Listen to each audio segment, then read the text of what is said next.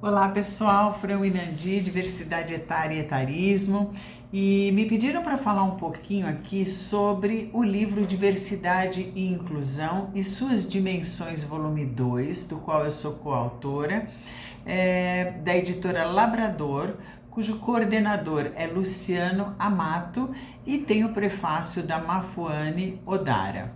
É um livro muito interessante porque ele fala dos vários pilares da diversidade, inclusive de alguns que são pouco trabalhados ou nada trabalhados por várias organizações. Eu vou dar alguns exemplos para vocês. Esse aqui é o livro. Então, por exemplo, num dos capítulos a gente tem aqui reflexões sobre diversidade religiosa. Vejam que interessante. Afrofuturismo no mundo corporativo, reconexão com a ancestralidade e potencial transformador. O futuro é agora, a força multigeracional no mundo do trabalho. Esse é um tema até parecido com o que eu trouxe neste livro, que eu já vou comentar com vocês. Conquistas e desafios das pessoas trans. Jornada da diversidade, uma ferramenta de gestão. Eu estou pegando alguns aqui só para vocês terem uma ideia, dando uma pincelada, né? Inovação inclusiva.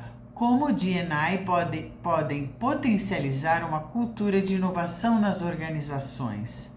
Diversidade e inclusão na alta gestão das empresas. A importância da liderança inclusiva na dinâmica das organizações. O papel das pessoas especialistas em diversidade, equidade e inclusão nas empresas. O papel da pessoa aliada. Olha que interessante, nem sempre a gente sabe qual é o papel dessa pessoa.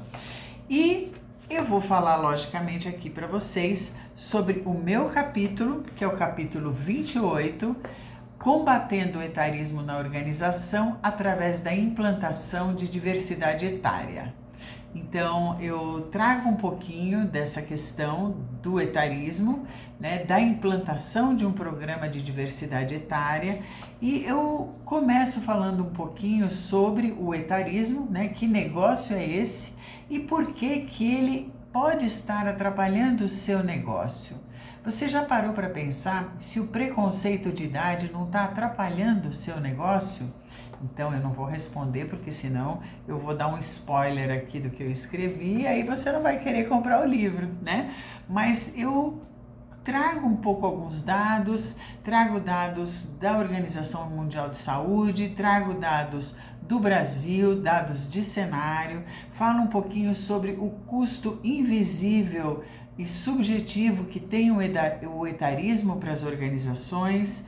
No nível macro, né, eu trago também uma pergunta, né, afinal, quem é a sua empresa na fila do pão? Né? Quando a gente pensa em etarismo, será que a sua empresa ela só se relaciona com a sociedade ou a sua empresa ela é parte da sociedade? Essa é uma pergunta fundamental até para você poder traçar a sua estratégia dentro desse cenário. Bom, eu falo sobre economia prateada, sobre essa questão dos recursos tangíveis e intangíveis, sobre o pilar etário da diversidade.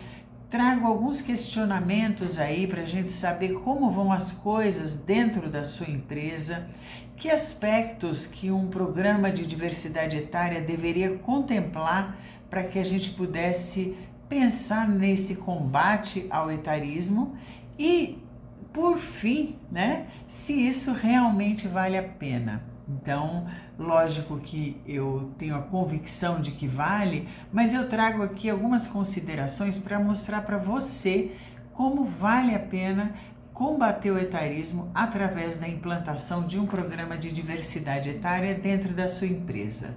Então, se você tiver curiosidade, a editora Labrador fez um livro maravilhoso, Ele está à venda nas principais livrarias aí brasileiras e a gente tem também um e-book dentro das plataformas, das mais conhecidas, da Amazon, da própria Editora Lavrador, e você pode ter acesso a esse material incrível que tem muitas e muitas informações interessantes, especialmente para você que trabalha com recursos humanos, diversidade ou que é líder dentro de uma organização. Muito obrigada!